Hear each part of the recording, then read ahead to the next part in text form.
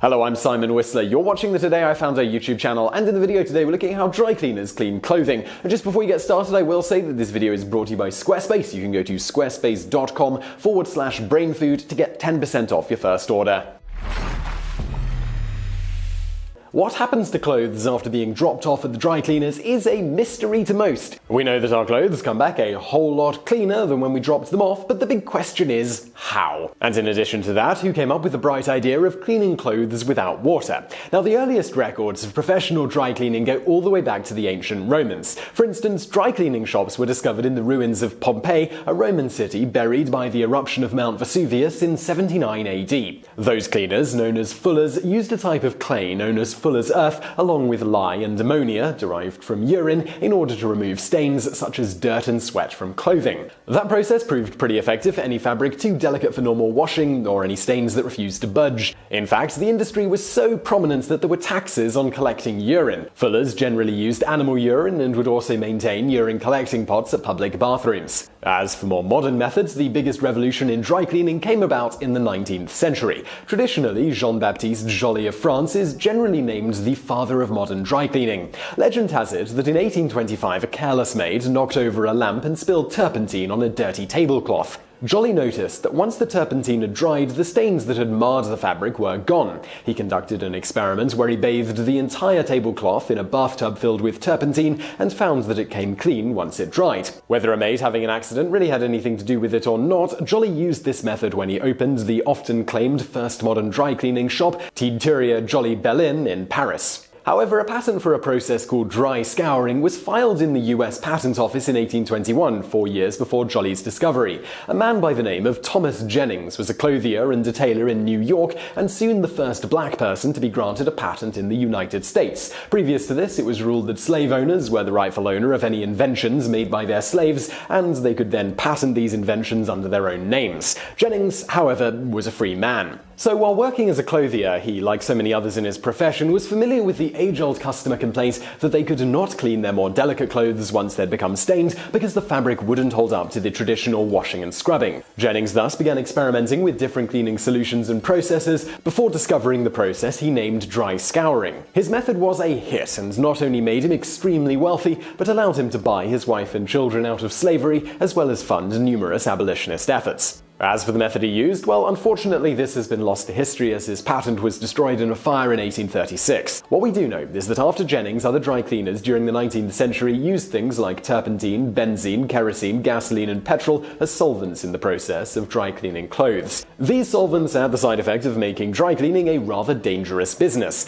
Turpentine even caused clothes to smell after being cleaned, and benzene could be toxic to dry cleaners or customers if left on the clothes. But all of these solvents posed the bigger problem of being highly flammable. The danger of clothes and even the building catching fire was so great that most cities refused to allow dry cleaning to occur in the business districts. In the United Kingdom, for example, dry cleaners had smaller satellite stores in the city where they took in customers' clothes, and then those clothes were transported to a factory outside of the city limits where the dry cleaning actually took place. The major risk of clothes and buildings catching on fire because of the flammable solvents led to dry cleaners searching for a safer alternative. Chlorinated solvents gained popularity in the early 20th century, quickly leaving the flammable solvents in the dust. They removed stains just as well as petroleum-based cleaners without the risk of causing the clothes or factories to catch fire. That also meant dry cleaners could move their cleaning facilities back into cities and eliminated the need to transport clothes back and forth between two locations. A chlorine-based solvent with the chemical name tetrachloroethylene, or sometimes called perchloroethylene, became the go-to solvent for dry cleaners in the 1930s. Originally discovered in 1821 by Michael Faraday, perc could not only be used in a relatively compact dry cleaning machine, but also did a better job of cleaning than the other solvents of the day. It's still actually the chemical of choice for most dry cleaners today.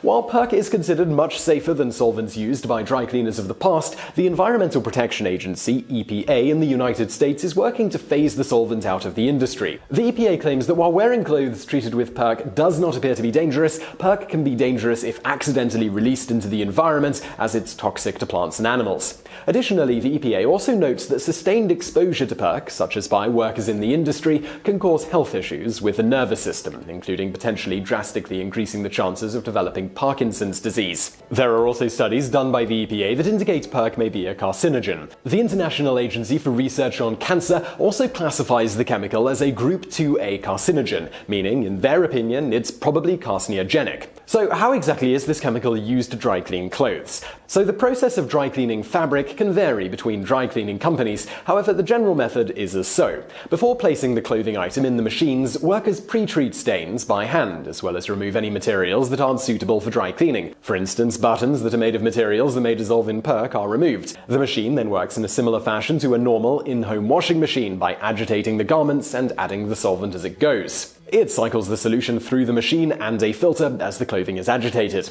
Temperature is also typically controlled at around 86 degrees Fahrenheit or 30 degrees Celsius. Next, the garments are either dried in the same machine or workers move them to a separate machine. During the drying cycle, the temperature is raised to about 140 degrees Fahrenheit or 60 degrees Celsius, which helps the chemicals evaporate off the clothes faster while still being low enough not to damage the clothing. In the end, approximately 99.9% of the chemicals used are removed from the dry cleaned item and recycled for use again in cleaning. Once the clothes are dry, workers press the clothes, potentially stitch back on any item that had to be taken off, and put the clothing into plastic bags, ready for customer pickup. So, as I said at the top of the video, this one is brought to you by Squarespace. Look, Squarespace is basically a website development site that makes it incredibly easy for you to make a website. Now, I am not a super technical person. I've made a few websites in my time though, and before I did this sponsor spot, I wanted to come up with a few common issues that I've had while building websites in the past. I actually had to think about these and I wrote them down. So, number one seems like the most simple problem, but it's like you're making a website and then at the top there's just, too much white space.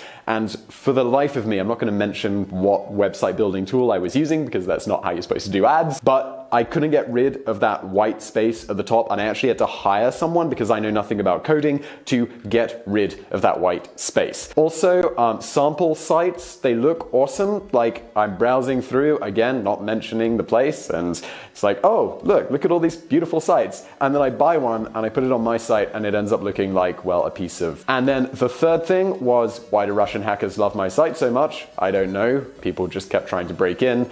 No idea why. Oh, and then the fourth thing, so all of this stuff is just awesome, obviously, and then it just ends up getting more and more expensive and just generally worse. So I came up with those 4 things in like 2 minutes, and there are many, many more that just don't enter my mind right now, but I thought 4 was enough, and I realized with this ad, I should probably be talking about why Squarespace is really good rather than other things not so great. While I was thinking about my problems, and one that really stuck out was the fact that it just gets worse and more expensive as you go forward. I don't know what it is with website hosts, but the support just generally tends to suck. Squarespace has 24/7, 365 support. I actually tested this out in a previous video where I went onto their site, came up with like a fake problem and just logged in and was like, hey, can you help me? And they were instantly there and they were just ready to help me out. It was awesome. And another problem, the Russians breaking into my site. I'm not joking about that. Well, with Squarespace, you don't have to worry about this because they keep your site up to date for you, and that's why my site got broken into, because I didn't update it because I didn't know how. And then the issue of making a website that looks good. Well, with Squarespace, you see the beautiful designs and then there's this really easy builder to put it together, and then you actually end up with a beautiful design rather than my previous issue of, wow, it looks so great,